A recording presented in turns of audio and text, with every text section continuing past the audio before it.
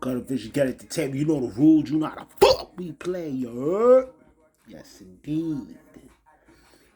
Yeah, you know, I told you I was going to continue with that complex list that I find is so immaculate, so upstanding, so good. They did a good job with it. There's a few, like I said on part one, few artists that in years I didn't agree with, and a lot that I did. So we're gonna break down the breakdown. I stopped at 1982, and if that was with Melly Mel, I'm gonna give you back the list where we started from. Like Complex, they was rocking from they started at 1979 and they named Grandmaster Cash, and which I think he rightfully deserved that.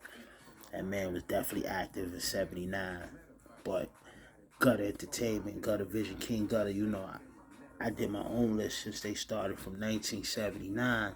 You know that hip hop started in 1973. So we're gonna go back to what I started from. I said Kool Herc had from 73 to 75. Then Grandmaster Flash,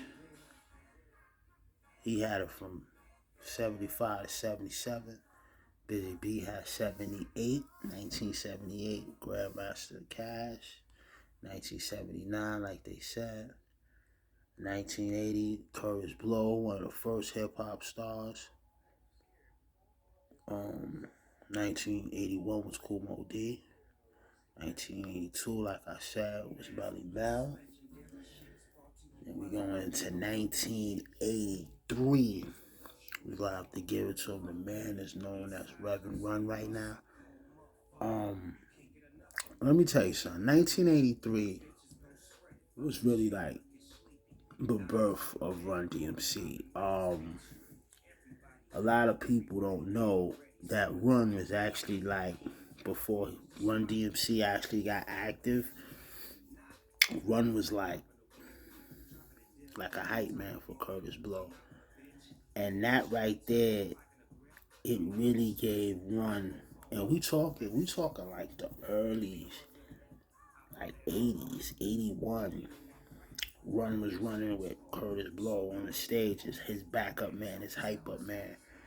And he seen what Kurtis Blow, how the crowd react to his music, and Run wanted that. And 2 years later, man, he became a wrecking house name, household name, you know what I'm saying? He had everybody in hip hop because, like, you gotta understand, in the early 80s, especially in the West Coast, no shots out to the West Coast, even in the East Coast, man, a lot of dudes was dressing kind of funny, like, you know, they was looking crazy. Look at the Dr. Dre crew and everybody. Had Dr. Dre and them used to dress and all that. What Running them did, how people looked actually in those times in the 80s, how they looked in the streets of Queens, Brooklyn, Bronx. Run made that. Run DMC made that like, boom, this is how niggas should dress. And niggas followed that style in the beginning. It looked at more of a cool of a fashion. Then they dropped the bomb song, motherfucking Adidas. Rocking Adidas. A lot of motherfuckers is rocking Adidas, you know what I'm saying? You know, back in the day. You know, some niggas still wear it, you know what I'm saying? So yeah, man. Shout out to Adidas, man. Run DMC made it real popular. You know what I'm saying? So the impact, man. I mean, 84, 85. These dudes is Madison Square Garden sold out. Started doing tours. You know what I mean? Like, them dudes, man. The impact, man. Like, Rocket Out Japan and all that. Like, the impact was crazy, man. So, like I said, 1984, I ain't even mad at this. You gotta give it to him again. Run got the list for 1984.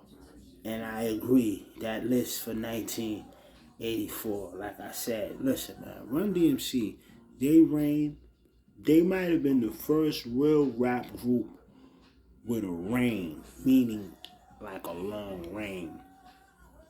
Like, from 83 to like 86, 87, when the God of Hand changed up in rap, when things started to get more complex, that's a good run to have in the beginning era. Because now, being that hip hop started in 1973, with Run taking over the game in 83, the hip hop game,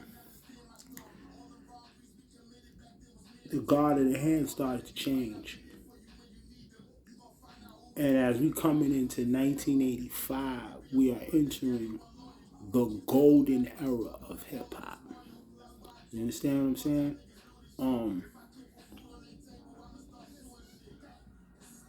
From 1973 to 83, that's a whole 10-year market. Every year after that, the God, it's been like this, and this is the beginning era. The God, the hand changes. We're entering 1985, especially the summer. We're entering the golden era of hip hop. And like I said, 1984, we had running hip hop again. And he deserved that back to back. Because, I mean, Run DMC had a strong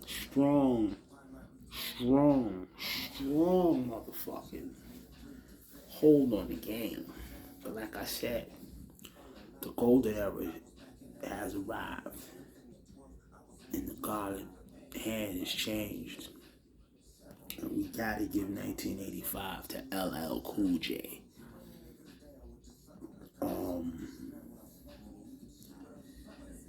I mean, Def Jam's first superstar. Def Jam's first superstar, you know what I'm saying? Curtis Blow had that worldwide thing going on, but like Def Jam noticed Todd Smith is his real name at the age of 17 from Queens, you know what I'm saying? And the album, the debut album, was Radio. And it was a commercial success. We're talking about Rock the Bells, you know, I Can't Live Without My Radio. You know what I mean? Like that real B-boy feel. Like you can tell he was a fan of Run DMC, but he like flipped it in his own way. Todd Smith was like a beast at 17, and the energy that he brought, the feel that he brought, that hunger, that hypeness. You know what I mean? When you first heard LL Cool J, it was like, okay, this kid is serious, man. You know what I'm saying? And his introduction to Crush Groove was dope. It was beautiful, you know what I'm saying? It let you know that, yo, we have a star. When you seen LL, you know, in the early 80s, you wasn't thinking hip-hop was going to, you know, rise to many occasions. But when you seen LL, man, you had a feel of, like, this man is going to be around. You know what I'm saying? Like I said, the golden era started, and the God hand has definitely changed. In 1986, we definitely got to give it to KRS-One. Oh, man, I got a lot to talk about KRS. Honestly, KRS is one of my favorites, one of my top choice MCs. I done said it many times, the best MC in this rap shit of all times. Reason why I say this, because like what I like about this, as we going down, we're breaking down each era. And as we breaking it down and as we going down, you're gonna see who last, who survived, and who just fell off. And there's a lot, especially starting from this golden era, there's a lot that did fall off, you know what I'm saying? There's a lot that fell to the wayside, you know what I'm saying? That just doesn't, make music anymore. KRS like 56, 57 maybe. Still touring, still doing shows. He's gonna drop an album soon. I don't know no rappers in the 80s that's gonna drop an album soon. If you know one, name one. And even if they are, they haven't been consistent as KRS-One. Especially a man coming from the golden era, the beginning of the golden era, this man. And he's rise to this day. Like I said, he got like 20, 21, something like that. Studio albums, 22, 23 maybe. Like I said, I don't know nobody in the 80s that's still active. We just seen him on the Versus with Big Daddy Kane. Man, he's a monster when it comes to shows. He's on point with freestyles. Got a few albums that went gold.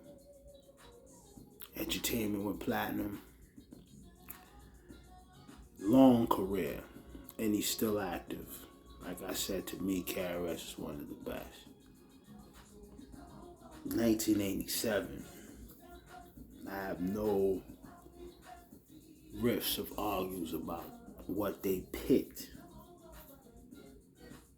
for 1987, but we got to give it to the God himself, Rakim Allah. I definitely agree with that. 1987, man. That Paid in Full album. So many rappers, so many MCs follow this man's style, his charisma, what he brought to the game. Definitely changed the rhyme pattern of hip-hop. You gotta understand, hip-hop was, especially coming from the beginning stages and entering to the golden era, hip-hop was so like, their style was kind of like